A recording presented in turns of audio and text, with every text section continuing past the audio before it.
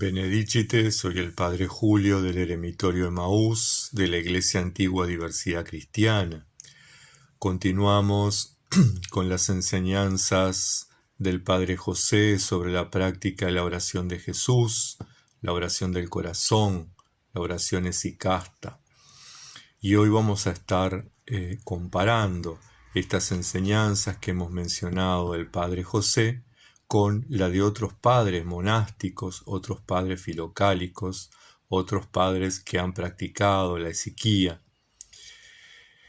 Estas tres etapas de las que estaremos hablando estos días son: la primera, la etapa de purificación; la segunda, la etapa de iluminación; y la tercera, la etapa de perfección.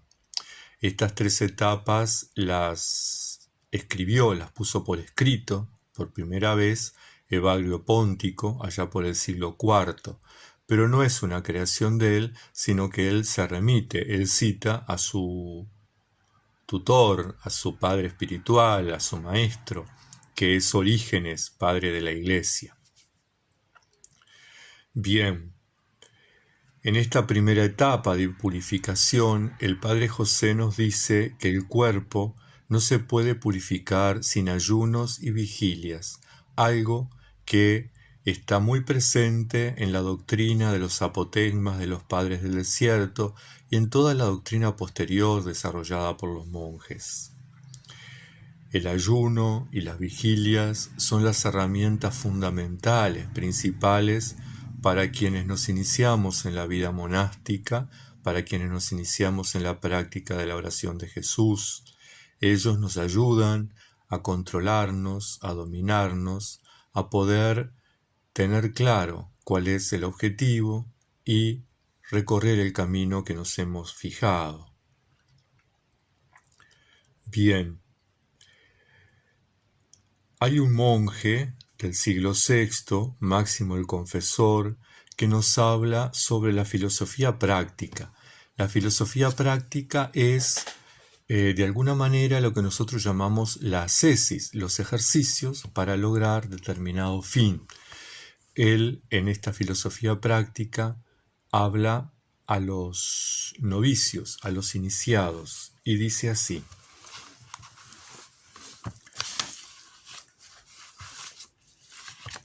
cuando hayáis triunfado animosamente sobre las pasiones del cuerpo, cuando hayáis guerreado lo suficiente contra los espíritus impuros y arrojado sus pensamientos fuera del dominio del alma, rogad entonces para que os sea dado un corazón puro y para que el espíritu de rectitud sea restaurado en vuestras entrañas, es decir, que vaciados de los pensamientos corruptos, la gracia os llene de pensamientos divinos, y que sea el mundo espiritual de Dios, inmenso y resplandeciente, compuesto de contemplaciones morales, naturales y teológicas. Máximo el Confesor nuevamente nos remite a esa lucha contra los pensamientos, los recuerdos, ¿verdad? Todo, de alguna manera, ya Antonio, el abad Antonio, primero de los monjes, cuando habla de los pensamientos, habla del demonio de los pensamientos, el demonio de los recuerdos, ¿verdad? Porque es aquello que nos separa de Dios. Elías, el canonista, un monje del siglo XI y XII, que es discípulo en la doctrina de Evagrio, o sea que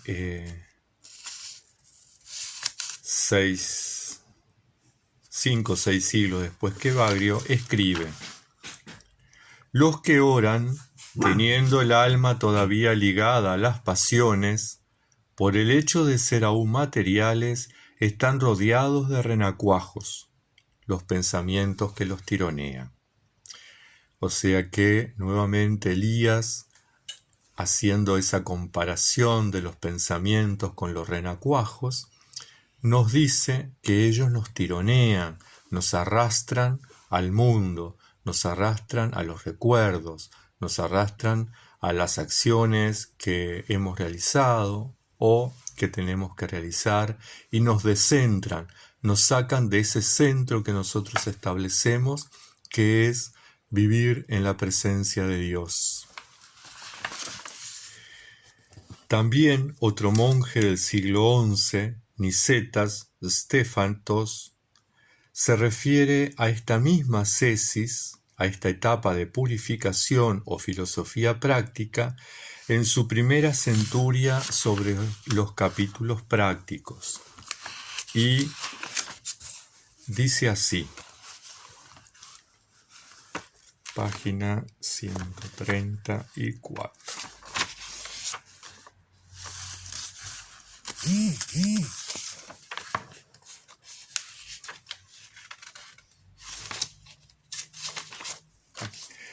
La continencia, el ayuno y los combates espirituales detienen los llamados y los impulsos de la carne. La lectura de las Santas Escrituras refresca el enardecimiento del alma y los tumores del corazón. La oración inextinguible los humilla y la compunción, como un aceite, los alegra. Nicetas, entonces, nos pone como instrumentos nuevamente la continencia, el ayuno y el combate espiritual, es decir, esa lucha que establecemos contra todo aquello que nos separa de Dios. Y entonces nos recomienda la lectura de las Sagradas Escrituras como algo para enardecer, algo para alimentar, algo para foguear nuestra alma y que de alguna manera pueda también erradicar todas aquellas cosas que él llama tumores del corazón, todas aquellas cosas que tenemos alojadas en nuestro corazón, nuestros sentimientos, nuestros deseos, nuestras pasiones, son aliviados por la lectura de las Sagradas Escrituras. Por eso, la Lección Divina es importante que la practiquemos a diario y, si es posible, varias veces al día. Y continúa Nicetas diciendo que la oración inextinguible, o sea, la oración constante, la oración permanente, humilla a estos pensamientos, humilla a estas cosas que nos separan de Dios. Y la compunción, ese reconocernos pecadores ante Dios, ese reconocer la inmensidad y la misericordia amorosa de Dios frente a nosotros, a nuestra poquedad, a nuestra infidelidad, a nuestra incapacidad de responder con generosidad. Esa es la compunción, ese sentimiento de arrepentimiento, es como un aceite que alivia, que alegra. Entonces, las recomendaciones: continencia, ayuno, combate espiritual, lectura de las Sagradas Escrituras, oración constante y compunción. Bien, volvemos entonces a repasar de esta forma el tema de la ascesis para poner buenos y sólidos cimientos a nuestra experiencia de la oración de Jesús. Cuando hablamos de purificarnos, tendríamos que preguntarnos, ¿purificarnos por qué? ¿Y purificarnos de qué? Bien, ya en las Sagradas Escrituras, en el capítulo 3, el relato de la caída nos ubica en ese contexto. Los seres humanos somos casi permanentemente rebeldes a el plan de Dios. Si fuéramos realmente sumisos, si realmente aceptáramos con libertad el plan de Dios, seguramente nuestro mundo no sería el mundo que tenemos. Seguramente no habría hambre, no habría injusticias, no habría contaminación, no habría explotación, no habría violencia. Sin embargo, todos esos males que están en el mundo son productos de nuestros actos de rebeldía, de rebelión contra el amor a Dios y el amor al prójimo. De alguna manera, Evagrio nos explica esta presencia del mal, nos dice lo siguiente: la purificación del alma, vuelve nuevamente, ¿verdad?, a por qué purificarnos, a que es necesario. Moisés, cuando quiso aproximarse a la zarza ardiente, se vio imposibilitado de hacerlo hasta no haberse quitado el calzado. ¿Cómo pretender entonces ver aquel que sobrepasa toda ideación y todo sentimiento, si despojarnos antes de todo pensamiento apasionado? Para estar en la presencia de Dios, necesariamente requiere que podamos centrarnos en Él, y para eso que dejemos atrás nuestros recuerdos, nuestros pensamientos, nuestras proyecciones, nuestros deseos. Continúa Evagrio: ruega, en primer lugar, obtener el don de las lágrimas, que ablandarán por la compunción la dureza inherente a tu alma, y confesando en contra de ti mismo tu iniquidad al Señor, pídele su perdón. Padre José también insiste mucho en tener presente, él recomienda nuestra historia de pecado, la hora de la muerte, el juicio ante Dios, esas cosas que de alguna manera generen en nosotros el arrepentimiento, generen las lágrimas de dolor, pero no de un dolor desesperanzado, sino de un dolor amoroso, dolor con amor, sentirnos arrepentidos porque realmente amamos. Continúa Evagrio: mantente con firmeza y ruega con vigor, aparta las preocupaciones y las reflexiones que se te presentan, pues ellas te turban y te agitan para debilitar tu energía. Es decir, nuevamente, todo eso que surge en el momento de la oración, separarlo. Separarlo porque de alguna manera nos separa de Dios. Continúa Evagrio: ¿te ven los demonios lleno de ardor por la verdadera plegaria? Ellos te sugerirán entonces pensamientos acerca de objetos que se te representarán como necesarios. Después excitarán los recuerdos que se relacionan con ellos, haciendo que la inteligencia los busque, pero la inteligencia no los hallará. Se entristecerá vivamente y se lamentará. Llegando el tiempo de la oración, ellos nuevamente llevarán a la memoria los objetos de esta búsqueda y sus recuerdos, a fin de que, debilitada por estas asociaciones, la oración fructífera no sea alcanzada. Nuevamente el tema de los recuerdos. Estamos en la oración y nos acordamos que no hemos regado el jardín, que no hemos cocinado, que tenemos que escribir una carta, que tenemos que contestar los correos. Nos acordamos de personas, nos acordamos de situaciones agradables, de situaciones desagradables, y nos vamos de alguna manera descentrando de ese encuentro pleno que es la comunión con Dios, la comunión con aquel que es el objeto de nuestro amor.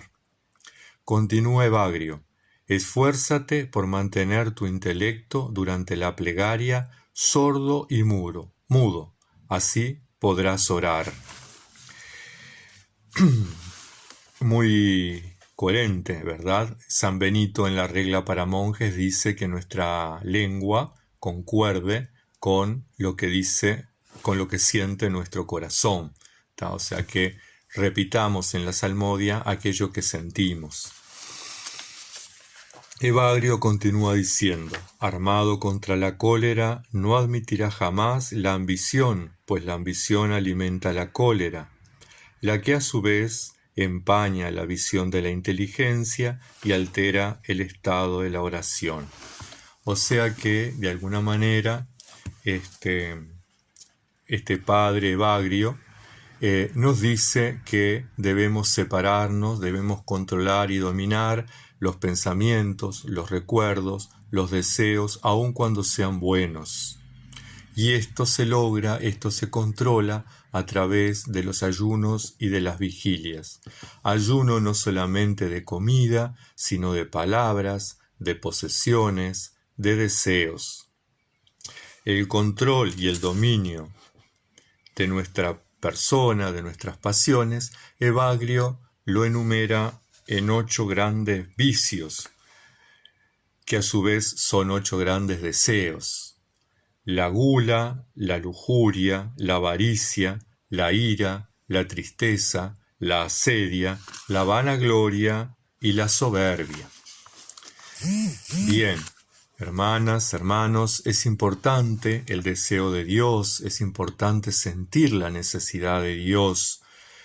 Gracias al deseo tendemos hacia el bien y lo buscamos, afirma Máximo el Confesor.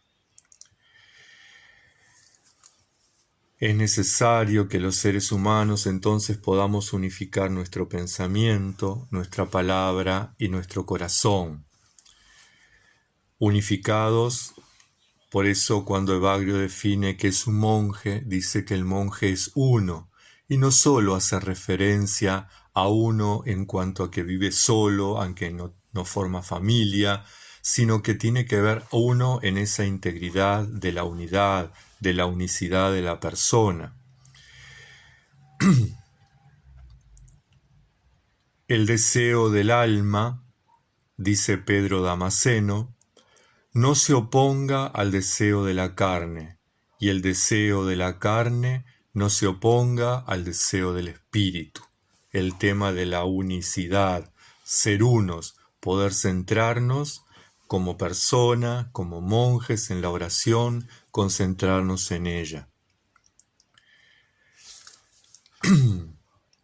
Esta unidad, de alguna manera, es el desafío que tenemos, porque en esa oración constante sanamos lo que hay enfermo, restauramos lo que hay roto y unimos lo que hay dividido en nuestro interior. Hermanas, hermanos, este video ha sido un poco largo, pero bueno, era necesario poder ilustrar con la enseñanza de los padres esta proposición, este primer paso, que es la purificación, donde muchos todavía estamos anclados, luchando para que podamos de alguna manera dar lugar a que la gracia habite en nosotros, ser realmente depositarios de la gracia de Dios y poder vivir en la presencia de Dios. Que Santa María, siempre Virgen y Madre de Dios, que las monjas y los monjes de las distintas denominaciones cristianas que nos han precedido y ahora están junto al Padre, intercedan por todos y todas nosotras hasta el próximo encuentro. Muchas bendiciones.